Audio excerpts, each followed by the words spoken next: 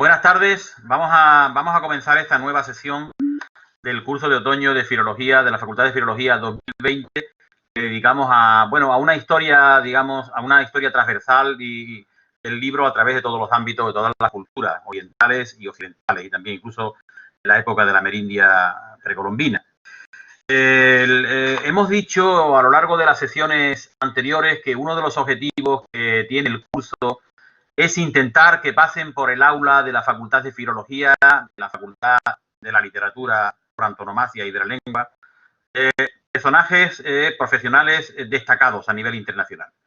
El nivel hasta ahora ha sido muy alto, pero quiero deciros que hoy este objetivo se cumple con creces y se cumple de una manera especial porque tenemos entre nosotros nada menos que a nuestro compañero Emilio González Ferrín, compañero, profesor del Departamento de Estudios Árabes e Islámicos de nuestra propia facultad.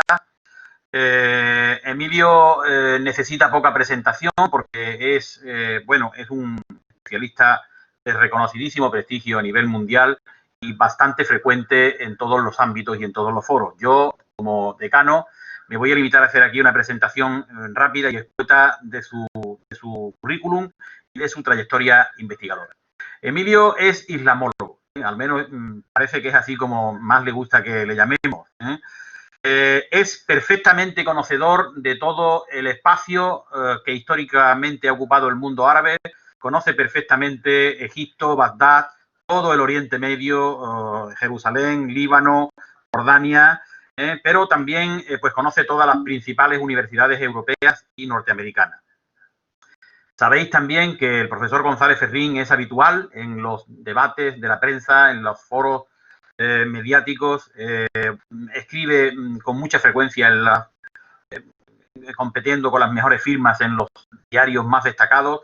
Escribe sobre todo sobre un tema que se ha puesto de moda en las últimas décadas, desde la última década y media, que es el estudio de la cultura islámica, el estudio de los orígenes culturales del Islam, los orígenes culturales del Islam como cultura europea. Y yo espero que él ahora nos vaya aclarando este tipo de cuestiones. Es también un especialista en un ámbito de investigación que le interesa muchísimo, como es el de las religiones comparadas. Él dirige el conocido Observatorio de Religiones Comparadas y es autor de numerosísimas obras. Yo me voy a permitir ponerles a ustedes algunas de estas obras, únicamente las más importantes. A ver si lo logro tener por aquí, que lo tenía preparado. Un momentito. Ahora sí, algunos de los libros más representativos de la carrera de Emilio. El primero es un libro editado en la Universidad de Sevilla en el año 1997, Documentos de Diálogo Euroárabe. El segundo, La Palabra Descendida, un acercamiento al Corán, del año 2002. Después tenemos este otro libro, Rutas Culturales, las rutas del Islam en Al-Ándalus, y se suceden otros muchos libros. Aquí tenéis tres muy significativos de su carrera. La angustia de Abraham, del año 2013, que hoy creo que va a ser el protagonista de esta charla, y otros dos libros muy conocidos. Historia General de Al-Ándalus y Cuando fuimos árabes, del año 16 y 17. Dos obras, como veis, muy, muy recientes. Y por último, a mí me gustaría también destacar el papel de nuestro conferenciante de hoy como novelista, como escritor de ficción. Aquí os presento este libro, Las bicicletas no son para el Cairo, que es el primero de una trilogía que me consta que está en fase de elaboración. Esto en cuanto a, digamos, a los más destacados de los muchísimos títulos que podríamos poner hoy a la vista de todo el mundo. Yo voy a acabar esta presentación diciéndoles algunas de las posturas que son típicas en la carrera investigadora del profesor González Ferrín. Bien, yo quiero decir que el profesor Ferrín es fundamentalmente un investigador serio, riguroso y sin complejos. Tiene la característica de crear polémica en el sentido académico, en el buen sentido, en el de generar debate, generar enfrentamiento de ideas. Podría contar aquí muchas anécdotas anécdotas que conozco porque lo he seguido, distingue fundamentalmente entre tres conceptos que no son absolutamente simétricos: el concepto de religión, cultura e historia, y se dedica, y voy aquí a parafrasear sus palabras, a hacer todo el esfuerzo que está en sus manos para desmontar esa teoría del origen alienígena del mundo árabo-islámico. ¿Qué quiere decir con esto? Bueno, pues él ya lo va a defender.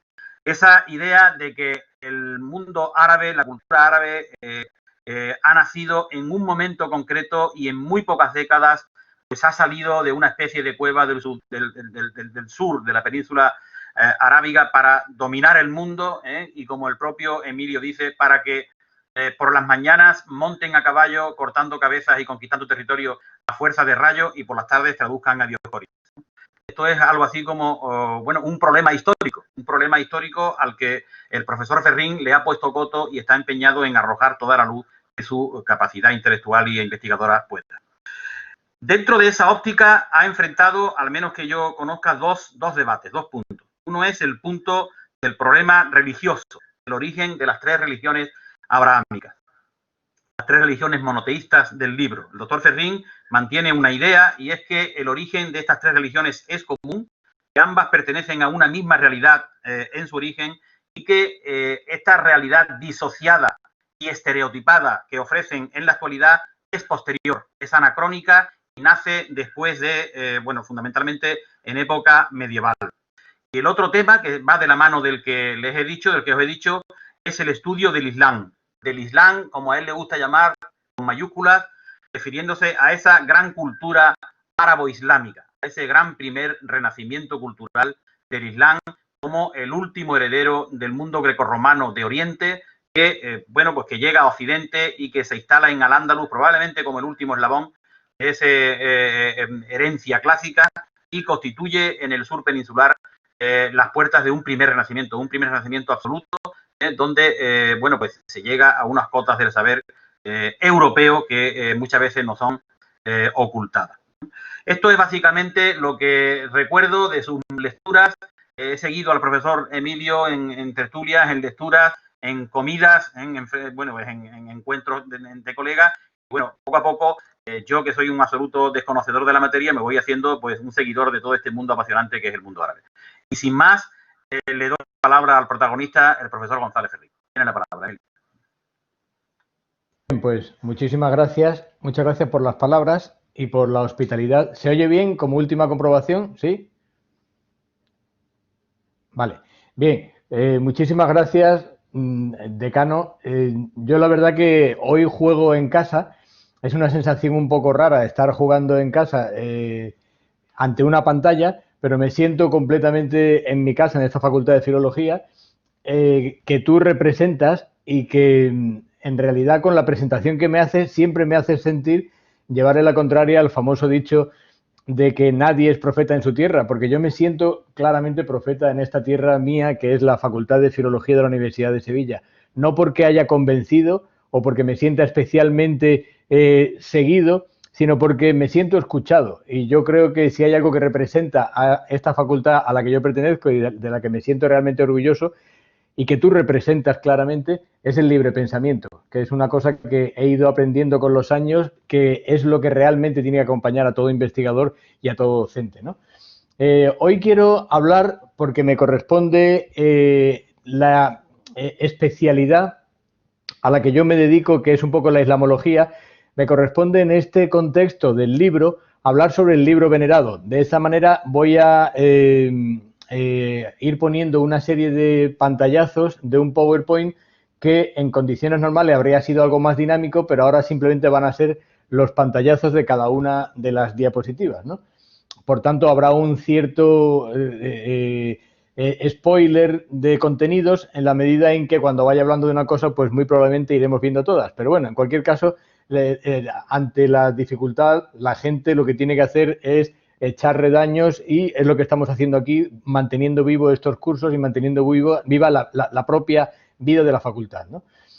Me corresponde, decía, hablar de lo que yo trabajo, que es el libro venerado, porque uno de los trabajos que ha señalado antes el decano que yo publiqué en el año 2002 es La palabra descendida, y en La palabra descendida, que es un acercamiento cultural al Corán, lo que pretendí yo es precisamente acercarnos a ese libro en tanto que libro, no en tanto que coto cerrado de una civilización. Y planteé en ese libro que desde un punto de vista cultural, el Corán es como la Odisea o el Quijote o Ulises de Joyce, por lo tanto había que trabajarlo desde el punto de vista filológico y había probablemente que contextualizarlo literariamente por un lado e históricamente por otro. Sin embargo, esas dos realidades, la histórica y la literaria, se mezclan en la tradición islámica precisamente porque hay una tercera pata, que es el dogma religioso, del cual hay que estar separándose permanentemente si queremos hacer un acercamiento literario o histórico de ese libro. Porque si en el cristianismo Dios se hace hombre, en el Corán Dios se hace libro. Dios se enlibra, no se encarna. Por lo tanto, la veneración por el libro es la veneración por la ipsísima verba de Dios. Dios, en la mentalidad de toda una civilización, habla árabe y, como tal, ha hecho ver su voluntad al ser humano a través de un libro. Por lo tanto, no es fácil abordar el estudio respetuoso, cultural, intelectual de un libro si, por otro lado, lo que hay detrás de él es un exceso de veneración, porque no estamos hablando de páginas, sino que estamos hablando de divinidad, ¿no? Por tanto, ahí es donde nosotros vamos a hacer el viaje, ¿no? Decía el decano en la presentación que mi compromiso intelectual de idea-fuerza, por así decirlo, es que el Islam no es un meteorito, no es el alienígena de la civilización mediterránea que entendió Henri Pirenne en el libro famoso de Mahoma y Carlomagno. Esa idea de la Edad Media como un acto fundacional derivado de un acto bélico de una civilización que vino de una galaxia lejana, probablemente a la medida de lo que el propio cuento de esa civilización se estaba repartiendo por Oriente Medio, que no es otra cosa que una versión árabe del Éxodo, en la medida en que el pueblo elegido por Dios se va abriendo paso mediante las armas y a la orden de Josué pues caen las murallas de Jericó y avanzamos hasta la conquista de la tierra prometida. Esa es la mentalidad temática de todo el concepto de Fath, de todo el concepto de conquista que se plantea en la literatura religiosa árabe, y lo más sorprendente es que se estudia como si fuera una historia. Ese es el verdadero problema de todo esto, separar lo religioso de lo histórico. Por tanto, tendremos que ir con mucho cuidado en la medida en que podemos estar siempre cayendo en el asunto de la veneración o en el asunto del desprecio de quien considera que este libro no es suyo, cuando, por otra parte, decía desde el principio que es una joya de la literatura universal. Bien, la idea en la que yo quiero hacerme fuerte hoy aquí es en el exceso de taxonomía con que estamos siempre estudiando el Corán. El Corán, decía, como final de recorrido intelectual de hoy hasta la idea de un libro venerado, en realidad es hijo de su tiempo, es hijo de su propia tradición cultural, y esa tradición cultural no es otra que la tradición de un Oriente Medio perfectamente helenizado por un lado, perfectamente iranizado por otro, y en la eclosión, en el encuentro de esos dos mundos culturales tremendos, mundos culturales que son lo indoeuropeo por un lado, y por otra parte el engarce con lo semítico en el corazón de Arabia, en el corazón de la Arabia Félix y también en el Cuerno de África. Toda esa T que yo en alguno de los libros, muy especialmente en el de la angustia de Abraham, he estado describiendo, esa T que se corresponde con la parte de arriba de la letra T, que sería el mundo indoeuropeo, y el cuerpo, que sería el mundo semítico, confluyen en un punto que en el mapa de Oriente Medio sería la ciudad de Bagdad, que es donde nace toda esta retroalimentación narrativa, toda esta alimentación retrospectiva de lo que en el año 800 una civilización nueva, un enorme sistema comercial, decidió que eran sus fuentes culturales. Y sus fuentes culturales decidió que era un mensaje profético, un Dios hecho libro, el Dios hecho libro, y por lo tanto todo se mezcla. Si por un lado en la idea de la islamología todo se mezcla en los orígenes, por otro lado, sin embargo, nosotros creamos desde fuera unas taxonomías que son las que ahí hago alusión en primer término. Por un lado hemos estudiado la filosofía, por otro lado la religión, por otro lado la literatura, por otro lado la historia. Y no nos damos cuenta de que toda realidad histórica en realidad se corresponde con una mezcla de ideas alrededor. Dicho de otra manera, la idea del monoteísmo es evidentemente una idea religiosa, pero su nacimiento no es religioso. Su nacimiento es toda una reflexión filosófica del mundo helénico que, coronado con el mundo neoplatónico de Egipto y Oriente Medio, eleva la reflexión sobre cuál es el origen de las cosas, cuál es el arjé que nos mueve en tanto que mundo, y acaba de un modo pitagórico relacionándolo con el uno fundacional, que es Dios. Por lo tanto, esa mezcla de ciencia, filosofía y engarce, decía, de la religión, nosotros lo hemos separado plenamente en el estudio de las cosas desde Occidente y, sin embargo, en el mundo de la propia tradición islámica se han mezclado. Y hoy yo quiero jugar a ese entrar-salir de las taxonomías, porque a veces hablaremos de filosofía, a veces de religión y muy especialmente hablaremos de literatura. ¿Por qué? Porque estamos hablando de un libro. Y al hablar de un libro, evidentemente, dentro de él hay elementos que sin duda no podemos definir de otra manera que intertextuales. La compartimentación lingüística es otro verdadero problema de la taxonomía con que nos acercamos a Oriente Medio. Resulta que el experto en helenismo solamente va a trabajar un material en griego, el experto en siríaco solamente un material lingüístico, el arabista, y ese es el gran problema de la islamología, basarse exclusivamente en el arabismo, se basará solamente en la lengua árabe, el turcólogo, el iranólogo, etcétera, etcétera. Y la realidad es que este mundo coránico, ese mundo lingüístico, es una arabización de todos esos mundos que nosotros compartimentamos lingüísticamente, pero que el habitante de la tardoantigüedad de Oriente Medio no lo percibe como compartimentos estancos, como departamentos de una facultad, sino como una realidad en movimiento. El imperio bizantino avanza sobre el imperio persa sobre el bizantino, y en medio hay una diversidad enorme de polidoxias, de muchas formas diferentes de ser judío, cristiano o pagano, y también muchas formas de expresarlo porque hay muchas lenguas diferentes. Por lo tanto, tendremos que jugar a que nosotros no podemos decir que no a una tradición siríaca en el Corán, a una tradición hebrea en el Corán, a una tradición griega en la Biblia, y será la parte inicial de esta exposición a continuación, etcétera, etcétera. Otro problema es el tercero ahí enunciado, que es el que ya ha introducido también el decano en la presentación. Una de las historias de las mayúsculas y de las fechas. Thomas Carlyle, el famoso rector de la Universidad de Edimburgo en el 19, planteó en su libro Los héroes que la biografía de los grandes hombres es el motor de la historia. Es decir, Napoleón, Mahoma, porque precisamente hablaba de Mahoma como el héroe profeta, o Dante, son los que realmente arrastran al resto de la historia hacia el futuro en fechas absolutamente marcadas por su propia personalidad.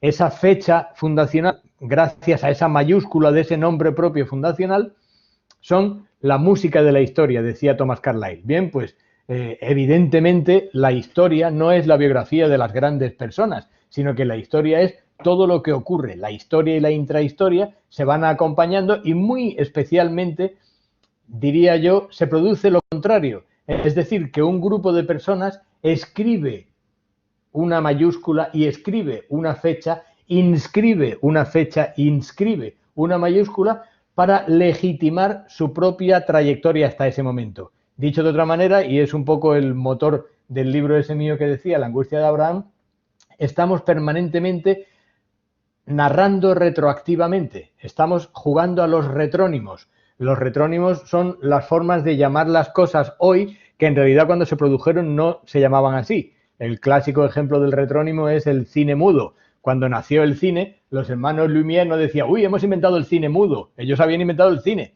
En la Primera Guerra Mundial, la gente no decía, vamos a las trincheras a luchar en esta Primera Guerra Mundial. La gente no decía Primera Guerra Mundial, decía la Gran Guerra, ¿de acuerdo? Solo después hemos puesto nombre a determinadas cosas. Y esa es un poco la idea en la que yo hoy voy a estar basándome continuamente. La narración retrospectiva es la que está construyendo una narrativa permanente de la historia a la medida de un presente y con la funcionalidad de un futuro, ¿no? Por eso decía, la última línea es el sin embargo.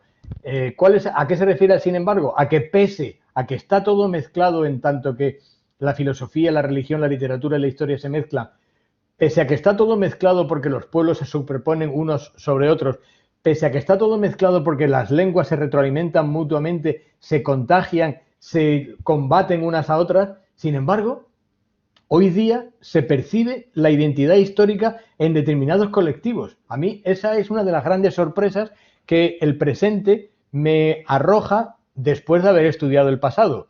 Dicho de otra manera, cuando el judío, el musulmán, el cristiano percibe una afinidad permanente con el judío, el cristiano, el musulmán de hace 400 años, para mí ese es el verdadero misterio de inteligencia humana. ¿Cómo es posible que piensen que aquellas personas tienen algo que ver con nosotros en una cierta identidad? Dicho de otra manera, yo defenderé siempre que la identidad es siempre presente. Y otra cosa, la identidad es lo que queremos ser, no las raíces sino las ramas, pero eso podemos dejarlo para el debate. Por tanto, nos metemos plenamente en historias librescas en idiomas diferentes, ¿no? Yo planteo que el libro sagrado, la Biblia, la Torá o el Corán,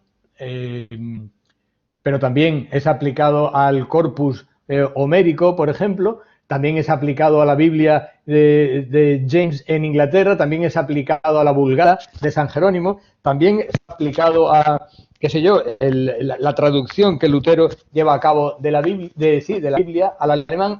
Es decir, nosotros planteamos, o yo planteo en este caso, que el libro es el final de un recorrido y sin embargo en la historia se nos presenta como un inicio de algo.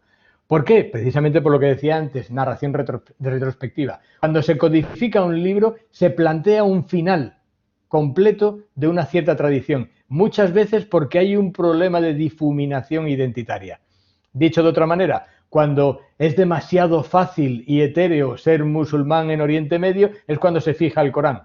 Cuando es demasiado fácil y etéreo ser cristiano en árabe en la Córdoba del año 850, es cuando surge una problemática real, es cuando empezamos a percibir una cierta crisis de convivencia en Córdoba, etcétera, etcétera. El libro es siempre una caja fuerte de una tradición y esa tradición hay que acompasarla a un presente, no a una legitimación real del pasado. Dicho de otra manera, la ortodoxia, el modo en que nosotros fijamos un libro, es siempre una innovación, porque pretende fijar algo ante el miedo a que esté demasiado difuminado alrededor.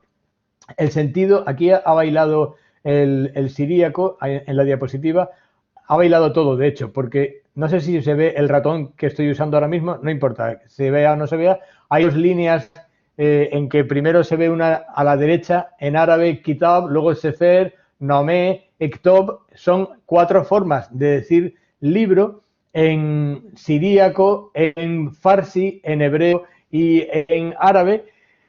Y esas son formas absolutamente comunes de llamar a algo escrito, ¿de acuerdo? Sin embargo, y ahí viene la segunda línea, la palabra Qur'an, que será la que da Corán, y que la palabra que tiene y que ha bailado al subirlo aquí en siríaco es Qur'an geriana en siríaco, o la que hay a derecha, que también ha bailado, pero que en siríaco es Pshita. Esas son 2 grandes reacciones a la medida de lo que decíamos antes, de ortodoxias planificadas, no de profetas que dejan una voluntad escrita, sino 200, 300, 100 años después de acontecimientos que hoy queremos como fundacionales, ponemos por escrito un texto que avale una determinada antigüedad.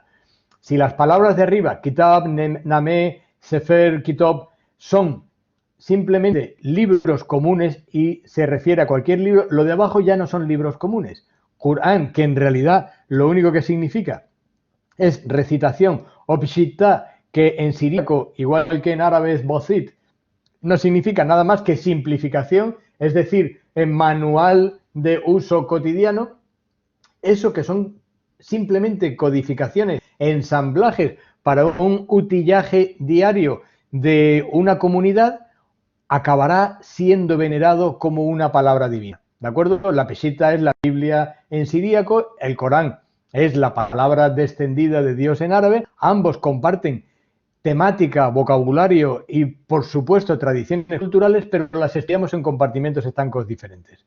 Bien, en el libro de Dominique D sobre Le roman de sa pensée de Edward Said, el gran experto en literatura comparada, que en este mundo de Twitter nosotros simplemente acompañamos con su libro El orientalismo. Entonces, Edward Said es el que dijo el orientalismo y exageró. Bien, ya está, ya no hay que leer a Edward Said porque hemos decidido que está sentenciado por un solo libro y por una reseña que yo he leído de ese libro a la medida de un tuit.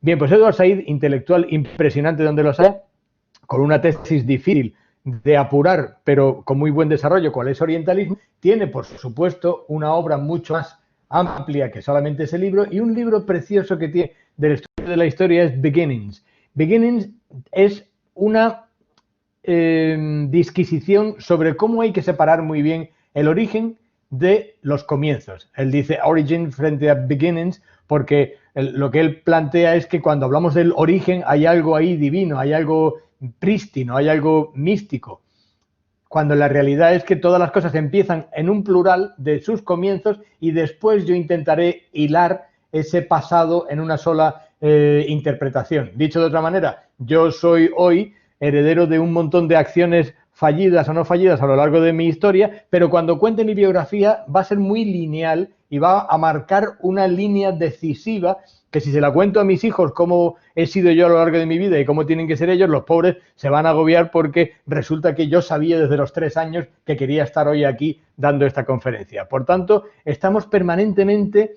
mintiéndonos sobre origen cuando en realidad deberíamos explicarnos o interpretarnos o sorprendernos por cómo fueron nuestros principios, nuestros comienzos. La frase que destaco ahí es del libro Beginnings. La mejor forma de intervenir en el curso de la historia es interpretar el curso de la historia. De ahí la importancia y la hostilidad de la interpretación de la historia, porque la historia no es simplemente un divertimento, la historia es un arma de futuro, porque en la medida en que yo diga que a mí me relaciona mi sangre con la diáspora de Jerusalén, pues yo tengo ya un destino manifiesto. O si yo realmente lo que quiero es volver a reconquistar Constantinopla, yo ya tengo un destino manifiesto. Y en este sentido no he traído la imagen, pero os recomiendo una serie que pasó un poco desapercibida, pero que tendríamos que haberla puesto como obligatoria en cualquier máster o cualquier curso de doctorado de cualquier carrera de letras, que es la serie, creo que era noruega, creo recordar, se llamaba Beforeigners. Beforeigners era un juego entre Before y Foreigners, es decir, los extranjeros de antes. Y es un juego narrativo en que, por supuesto de ciencia ficción, pero muy bien llevada, por los fiordos de Noruega empiezan a aparecer una serie de noruegos del pasado. Y claro, esos tipos son nuestros tatarabuelos vikingos del pasado, hablan un idioma muy precario, pero podemos entender porque hemos estudiado, etcétera, etcétera, y se puede parecer porque somos familia y tal, pero hay un momento en que hay una hostilidad de esa gente que no tiene nada que ver con nosotros. Sin embargo, nosotros jugamos a que yo, paseante por la ciudad de Sevilla, por el barrio de El Porvenir, y entro en el parque de María Luisa, la gran calle que hay en ese parque francés, se llama Pelayo, y eso es lo que a mí me representa. Ese que no existió, que era la leyenda sobre un druida asturiano que está enterrado entre dos piedras, precisamente con los ritos que se correspondían con aquel rincón de Hispania que nunca se cristianizó ni se latinizó, y sin embargo en nuestra mentalidad reconquistadora resulta que es la cuna y el centro y el origen en términos saidianos de lo que me representa, pues resulta que ese mito lo hemos elevado a rango de identidad colectiva. Por tanto, nosotros al diseccionar la historia, al ponerla sobre la mesa para su estudio, pues resulta que tenemos dos problemas. Uno, que la esencia de la historia es el movimiento y yo estoy viendo un texto ahí sobre la mesa, no un texto en movimiento, cuando las cosas siempre tienden hacia algo y vienen de algo. Y la segunda cosa, lo que estoy poniendo sobre la mesa o resulta que es mi abuelo o es el enemigo de mi abuelo. Entonces ahí hay una crisis de afinidades que nos hacen no ser buenos historiadores en la medida en que no somos pretendidamente objetivos. Bien, avanzando un poco en ese sentido, como el título es de la veneración por el texto al texto venerado, yo quiero plantar una hipótesis aquí, y es que yo considero que en el primer momento en que el mundo conocido pretendió fijar un texto fue en la Alejandría asociado míticamente con la biblioteca, en la Alejandría del siglo I, II antes de Cristo y ya en nuestra era. Cuando se plantea la obra científica de Aristarco, miren lo que dice aquí un autor, que no sé por qué se ha cortado el nombre del autor, pero bueno, al que le interese el libro se lo pongo. Dice que para los estudiosos de la antigua Alejandría, empezando por Aristarco, the script, luego vamos a ver a qué jugamos con ese the script que yo he puesto abajo anotaciones o guión, or scripts stemming, es decir, la forma de conservar el escrito o los escritos del estado de la tradición viva ateniense se convirtió en escritura. ¿Qué significa y por qué traigo a colación este pantallazo? Pues que fue en Alejandría cuando se consideró la palabra libro en toda su acepción de fijación en el último capítulo de una tradición. A lo largo de toda la historia se ha ido recopilando oralmente una cierta tradición, pongamos por caso aquí a la tradición de Homero, y hay un momento en que en Alejandría se hace una labor plenamente filológica. ¿Por qué filológica? Porque se acotan determinados corpus, porque se cotejan con otros, porque se elaboran ediciones princeps, porque se hacen glosas a los alrededores aludiendo a otras anotaciones. Es decir, lo que simplemente eran notas de campo, lo que yo diría que eran los scripts de toda la tradición oral homérica, se acaba convirtiendo en la Ilíada y la Odisea. Toda una antigua tradición oral se fija por escrito. Eso no significa que naciera literariamente ese día, pero sí en su forma en que nosotros lo conocemos. Sin embargo, siempre se dirá que esa forma en que ha quedado encuadernada en la Alejandría del siglo I a.C., resulta que remite a una Hélade o a una Grecia continental incluso del siglo VI a.C. Ese es el error del historiador, ese es el error, lo que yo llamo en mis libros, el atasco epistemológico del filólogo cuando pretende que un texto, por ser antiguo, resulta que es antiquísimo, ¿no? Un texto a lo mejor es antiguo, pero no tiene por qué ser antiquísimo. ¿Por qué traigo a Homero a colación? Porque en la Biblioteca de Alejandría el primer libro que se puso por escrito en el sentido del libro, porque nos mueve una veneración por el texto, por poner las cosas por escrito, es la Ilíada. Y el segundo será la Septuaginta, ¿de acuerdo? Pero es interesante que la idea de la Septuaginta, y luego pondré alguna otra ilustración, la Septuaginta es la versión griega del Antiguo Testamento. Pero esa versión griega del Antiguo Testamento bebe de toda una tradición anterior. Recordemos lo que decía antes de cómo la historia, la filosofía, la religión se mezclan, pero también las tradiciones grecorromanas, semíticas, caldeas, etcétera, etcétera. Cómo todo eso va creando un magma cultural del cual va a surgir en el momento de su fijación el concepto del libro. Bien, pues en el momento en que se trabaja la Septuaginta, y la palabra Septuaginta remite al número 70, porque, y eso es lo que dice la tradición judía, fueron 70 hebreos, 70 judíos que conocían el griego y conocían el hebreo, que tradujeron por separado y sin contacto entre ellos el texto de la Torá, de la Tanaj, es decir, de Torá, Nevi'im, Ketuvim de los judíos, es decir, el Pentateuco, los profetas y los libros sapienciales, los traducen al griego. Y la tradición judía cuenta que esos 70 judíos, cuando se reunieron con sus notas, habían hecho exactamente la misma versión en hebreo. Bien, cuando a lo largo de la historia se transmite una leyenda con tantísima firmeza, es decir, 70 judíos por separado tradujeron la Torá y produjeron exactamente el mismo texto griego, significa que están mintiendo los 70 o los 700 que había alrededor. Porque cuando hay una obsesión por la unidad es porque hay de todo menos unidad. Por lo tanto, ahí se produjo, igual que se había producido como con Homero, una decantación de una primera tradición. Y esa primera tradición, pues, fue griega porque el judaísmo, en tanto que en su base textual, es de nacimiento griego. Sin embargo, su versión oficial es que había un texto primero en hebreo que en ningún caso, o en muy pocos casos, porque recordemos lo que decía antes de los scripts, las notas de campo, en muy pocos casos se correspondían con versiones anteriores. Bien, esa idea me lleva a mí a la comparación del texto de la Septuaginta en griego con tradiciones previas, evidentemente también en griego, por ejemplo, de Hesíodo. Y hay un libro magnífico a este respecto, que es el de The Greek Connections de Gnuse, que plantea de un modo seráfico, de un modo realmente buenista, si queréis, que los autores bíblicos estaban familiarizados con las obras de Hesíodo en el siglo V.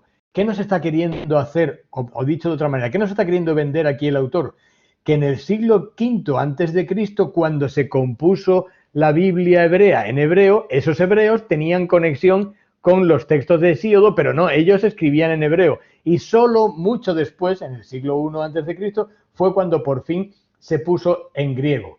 La realidad a la que apuntan todas las pruebas que manejamos, sobre todo las pruebas narrativas intertextuales de la Biblia y en su comparación con los textos de Hesíodo, la realidad es que cuando se puso por escrito en griego en el siglo I antes de Cristo, lo que se puso por escrito era una interpretación del mundo, no una traducción de una tradición determinada. Y esa interpretación del mundo acabaría llamándose Biblia y su primer agrupamiento textual es en griego. Y puesto que el vocabulario, digamos, trascendental hereda en gran medida la teogonía y los trabajos y los días y los testimonios de Hesíodo, pues ahí es de donde se va a tirar de un modo lingüístico, mucho más sencillo que la idea de la comunicación previa de dos idiomas diferentes. Hengel representa una tradición, no la inaugura él, en que como no gusta en el mundo judaico que se plantee que el origen de la Biblia hebrea en realidad es griego, por tanto es un producto del helenismo, por tanto el monoteísmo fundacional es evidentemente griego y evidentemente ha nacido donde tenía que nacer, que es en la cuna del neoplatonismo griego, que es Egipto, neoplatonismo griego en su expresión, pero evidentemente medio oriental en su concepción geográfica. Bien, pues aquí lo que se habla es de la escritura cristiana de la Septuaginta, es decir, se desplaza al cristianismo ese texto. Ese texto en realidad sirvió para los cristianos, claro que sirvió para los cristianos, pero no es un texto cristiano, es un texto plenamente judío y solo después se conseguirá hebraizar y separar muy bien. Los cristianos seguirán usándolo en griego y los judíos ya no quieren usarlo en griego porque desde el año 70 de nuestra era, en el mito fundacional, en esa fecha mítica de Yavné, el concilio de Yavné, después de la destrucción de Jerusalén, se pretende que para ser judío hay que rezar en hebreo, ni arameo ni griego. Por tanto, a partir de entonces nacen dos religiones, el judaísmo como lo entendemos en hebreo y el cristianismo porque no les dejan ser judíos de otra manera cuando ellos simplemente querían seguir con su tradición en griego.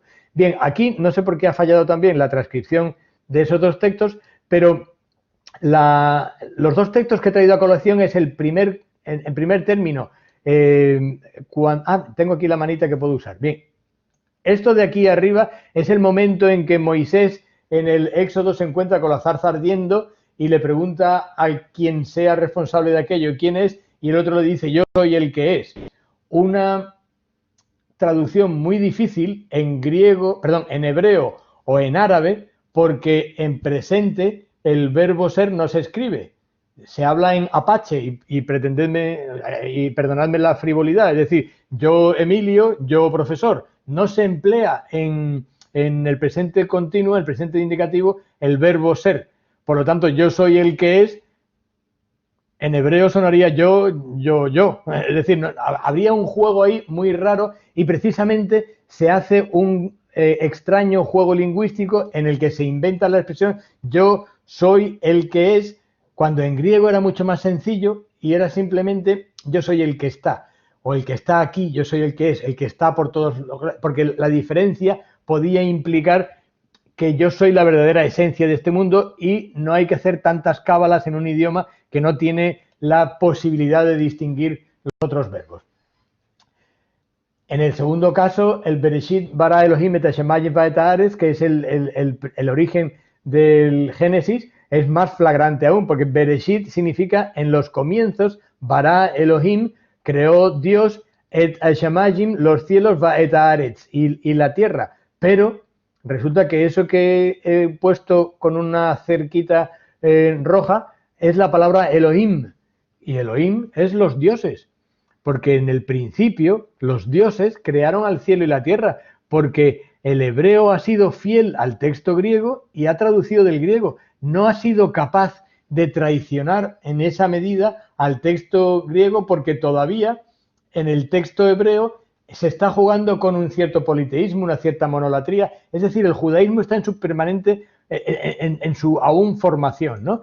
Esa idea de que es Hesíodo el que está en la Torá, la sostiene con magistral agudeza nuestro colega de la UNED, Andrés Martínez Lorca, en Átomos, Hombres y Dioses, cuando mezcla el neoplatonismo, los mitos caldeos, la mitología y la religiosidad popular en lo que yo he llamado en algún libro el comercio de almas. Es decir, cuando la religión deja de ser tu apellido y pasa a ser tu nombre propio. Dicho de otra manera, cuando ya no es una religión familiar y cuando vas a otro lugar no pasa nada porque ese otro señor tendrá otra religión familiar, sino que tu religión es tu bandera y el que está delante de ti que no tiene tu religión está en el error porque tú tienes la verdad absoluta.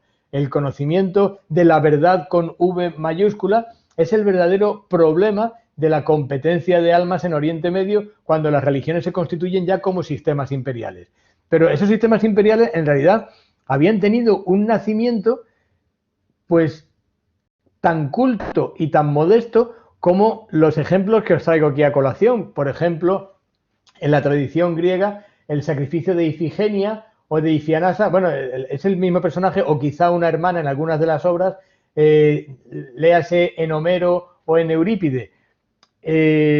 Cuando Agamenón va a sacrificar a su hija, lo hace porque están organizando la invasión de Troya y quiere que los vientos sean propicios. Entonces, el sacrificio de Ifigenia es un preludio narrativo de lo que será el sacrificio del hijo de Abraham.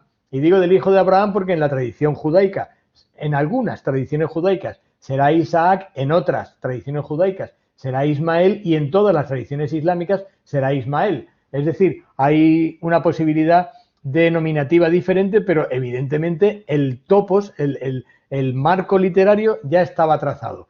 Cuando en Éxodo 1:5 del muslo de Jacob salen sus hijos, evidentemente se está empleando la palabra que provenía en griego de cuando Zeus trasplanta su muslo a Dioniso, el equivalente a Baco, y de ahí nacerá. Cuando Penteo en las vacantes, o las báquicas de la obra de las vacantes de Eurípide, cuando Penteo aparece intentando convencer a la gente de que de verdad es hijo de un dios, de que de verdad su fe es la fe verdadera y lo despiezan y lo sacrifican, estamos preludiando la idea de dioses teniendo hijos con mortales, sacrificios finales que nos recuerdan o nos rememoran a lo que después serán determinadas narrativas religiosas. Una narrativa religiosa que es clarísima, por ejemplo, en la religiosidad egipcia antigua, con toda la iconografía de Isis y Harpócrates u Horus, dependiendo de la denominación, que es la madre fundacional del mundo, la Dunia, que dicen hoy día en Egipto, la madre del mundo, que en realidad es el Nilo y la fertilización, pues con su hijo que dará pie, digamos, esquemático a lo que será la Virgen María y el Niño Jesús. Esta mezcla de lo religioso, lo histórico y lo literario es clarísima también en el Antiguo Testamento, cuando, por ejemplo, Yahvé acaba con Rahab, un gigantesco dragón, o acaba con Leviatán, o acaba con otros dioses, porque en el Antiguo Testamento Yahvé es más poderoso que Marduk y que Baal. Por lo tanto, es evidente que en un estrato narrativo, si desencuadernáramos el Pentateuco, veríamos que Yahvé está entre sus iguales. Por lo tanto, está habiendo una influencia, una contaminación, dirían los ortodoxos, de determinadas leyendas que son paganas. Dicho de otra manera, la religión, la literatura, son todos hijos de su tiempo y funcionan a base de una lentísima decantación, una lentísima subida de marea que no se corresponde con el modo de profeta, nombre propio, fecha fundacional al que yo me refería antes criticándolo. Y a ese respecto, yo tengo 3 libros aquí que les recomendaría. 2 son los 2 que realmente merecen la pena y en los que yo me he basado siempre, que son el de Wasserstrom Between Muslim and Jew, que es, debajo pone en subtítulo, el problema de simbiosis en el primer Islam, porque la realidad es que es imposible distinguir a un judío de un musulmán en los primeros estadios de cuanto nosotros podríamos interpretar como religión islámica, y luego el libro fundacional de Boyarin, Borderlines, sobre la partición de judeo-cristianismo, que es el que plantea que en el concilio de Nicea, en el 325, o en el concilio de Yavne previamente en el 70 de los judíos, en realidad están naciendo 2 religiones, ¿no?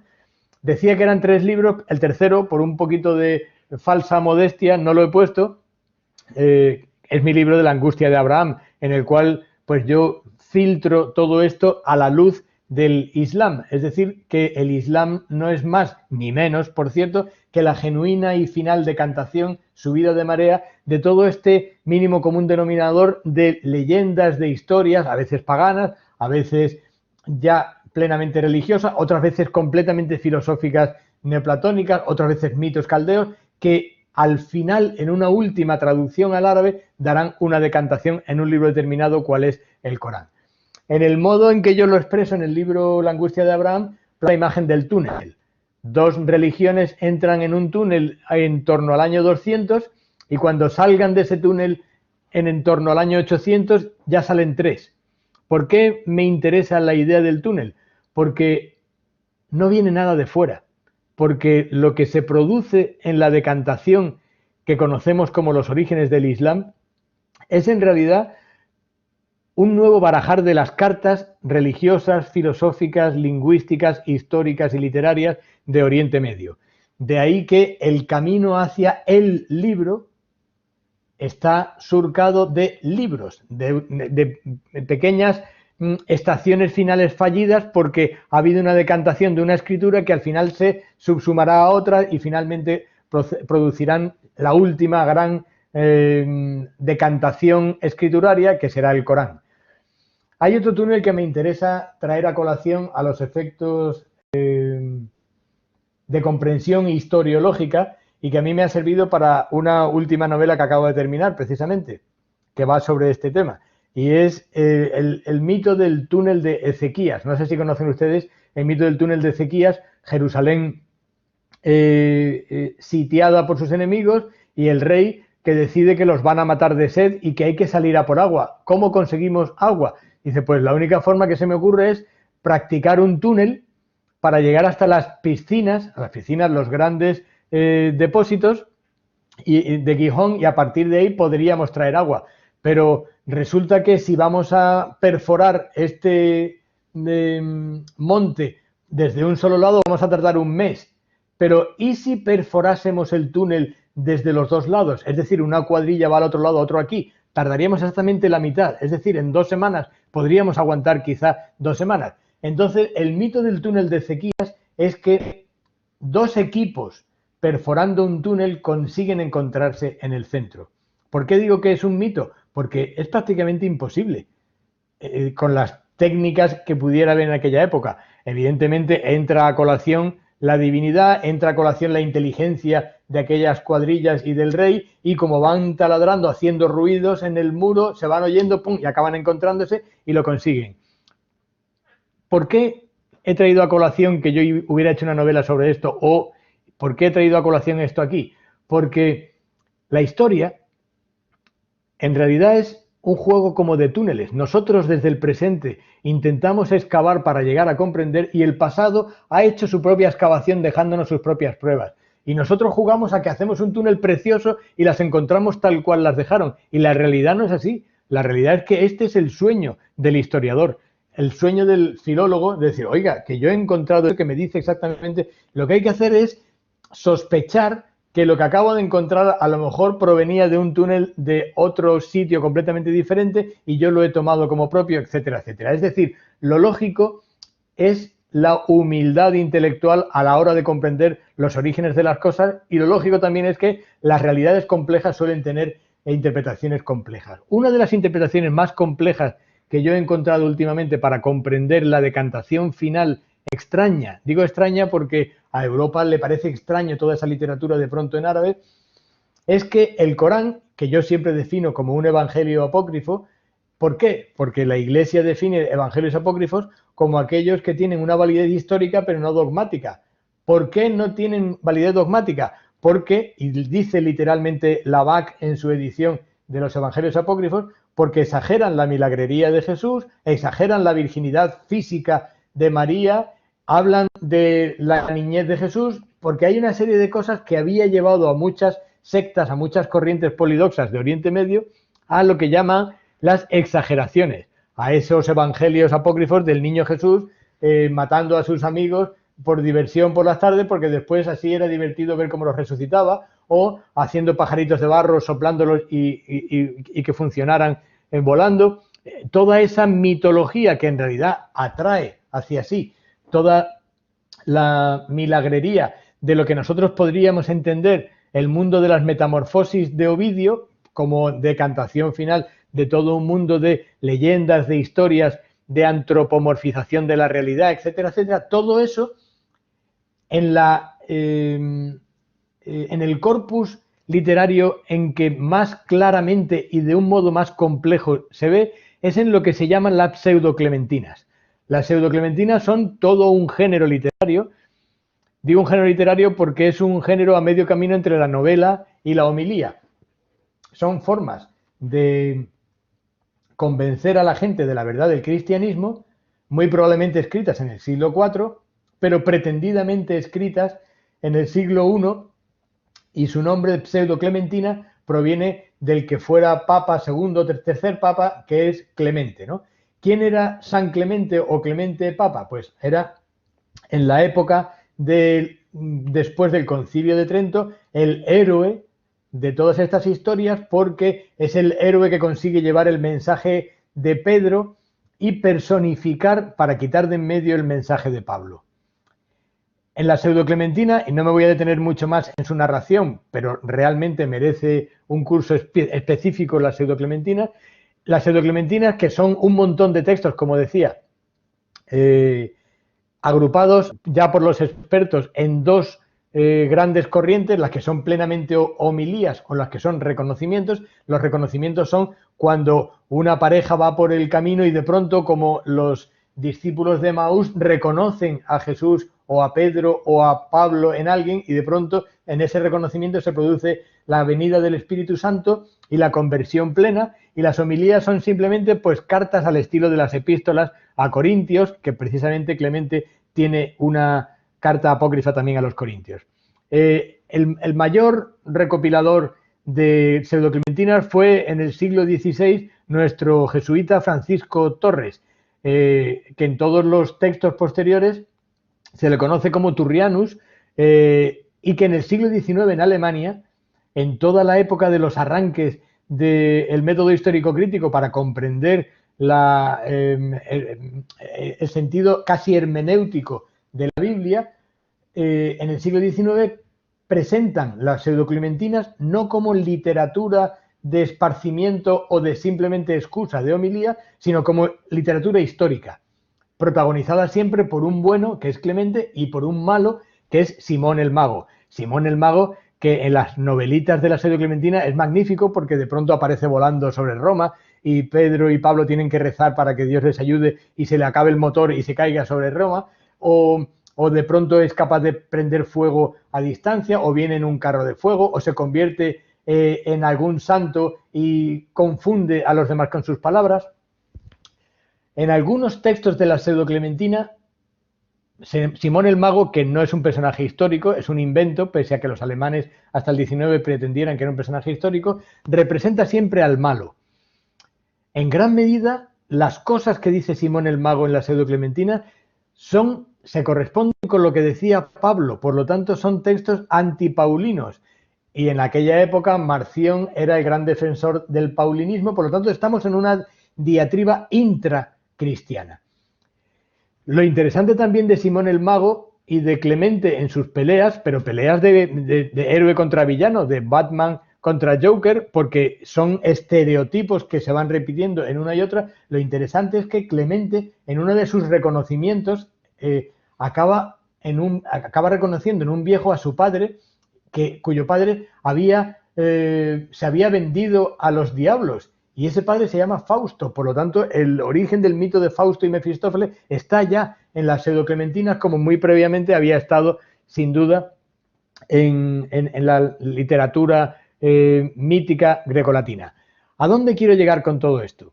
Pues que las pseudoclementinas son el cubo en el que se da toda la tradición griega cristianizada, pero las pseudoclementinas producen tres corrientes religiosas completamente diferentes. Por un lado, el casaísmo, por otro lado, el maniqueísmo, por otro lado, el ebionismo. Los tres comparten una idea que está en las pseudoclementinas. Todo reconocimiento y toda homilía parte de una función final definitiva. ¿Cuál es? Este libro es sagrado y es la verdad suprema. La veneración del libro está naciendo en toda esa literatura. Siempre hay un libro que una comunidad está manteniendo y tiene que salvarlo, como en todas las películas últimamente de Códigos Da Vinci y apócrifos, siempre hay un manuscrito perdido que tiene la clave absoluta tanto para la resurrección de Cristo como para la muerte de Stalin. Está todo ahí dando vueltas en el mismo papel, ¿no? Bien, pues esa idea del texto venerado se va cuajando en la pseudoclementina, y la revelación del Kasai, el auténtico cristianismo proto-islámico de Mani y el maniqueísmo o el ebionismo comparten que Jesús es profeta y no es hijo de Dios. Comparten que Jesús es el canal mediante el cual Dios revela una verdad absoluta en la que Él se ha convertido en palabra. Por lo tanto, Dios se enlibra a través de las pseudoclementinas en tres posibilidades teológicas diferentes, cuáles son estos tres judeocristianismos. ¿Qué ocurre? Que nadie estudia el Islam desde lo que había previamente en Oriente Medio, sino que la gente estudia el Islam desde lo que hay después, de tal manera que si el primer libro que me presentan es el Corán, ese Corán, sin haber sabido nada de mitología griega, sin haber sabido nada de cómo esa mitología llega a través de las pseudoclementinas, sin haber conocido la Torá, sin haber conocido los evangelios, ese libro es evidentemente caído del cielo, es un meteorito. Y el juego del texto venerado es el juego de enfocar este libro en exclusividad, al mismo modo en que en un teatro a oscuras uno enfocaría solamente a una persona para conseguir que el resto del público esté oscurecido. Dicho de otra manera, la elaboración de la inimitabilidad divina del Corán como texto venerado se ha venido decantando poco a poco en una serie de comunidades que querían salvaguardar su pobre y único libro. Digo pobre y único porque cuando estás queriendo salvar un libro es porque eres objeto de persecución seguro. Bien, el viaje final es el de el Corán. Yo tengo una permanente polémica con mis colegas islamólogos porque la gente dice, han descubierto en Birmingham un fragmento del Corán. ¿Y por qué es un fragmento del Corán? Ah, porque mira, dice Allah. Digo, vale. ¿Cuántas tiene? 3 páginas, 12 páginas, 60 páginas.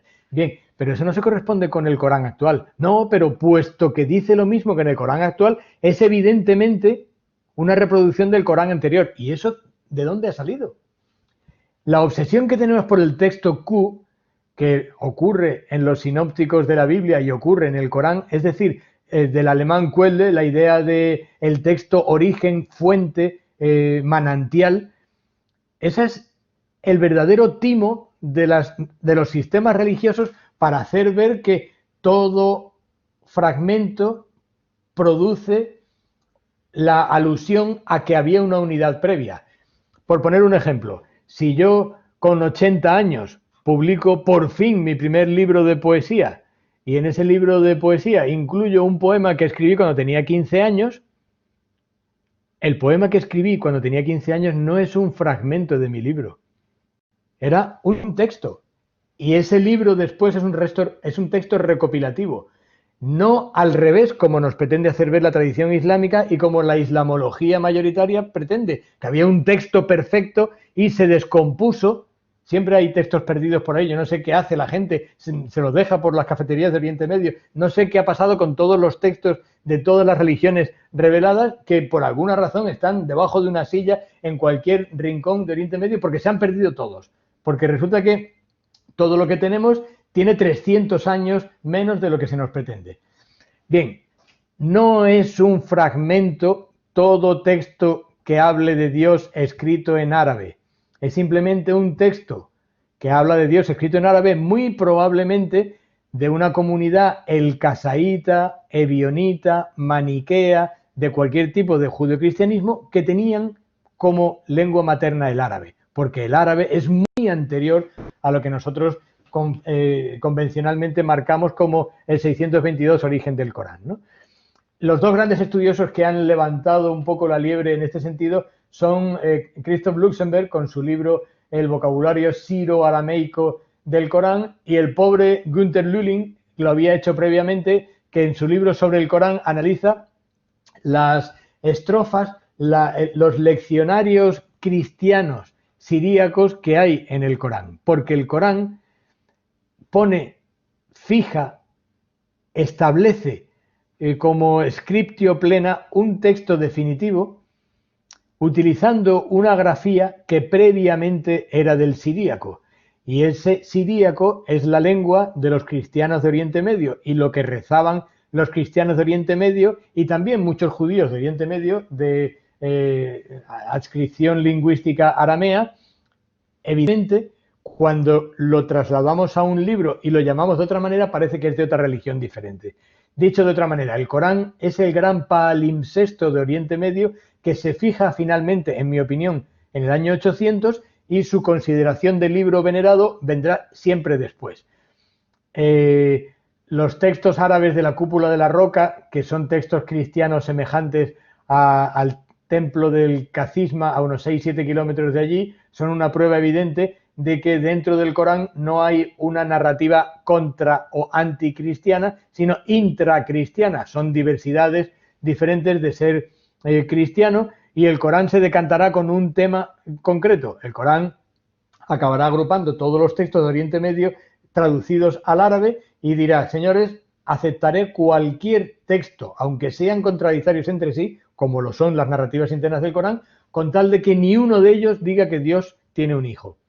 La obsesión porque Dios no ha tenido hijos es la clave de toda esa decantación de mínimo común denominador de tantos posibles escritos, de tantas posibles especialidades en Oriente Medio. ¿Sí?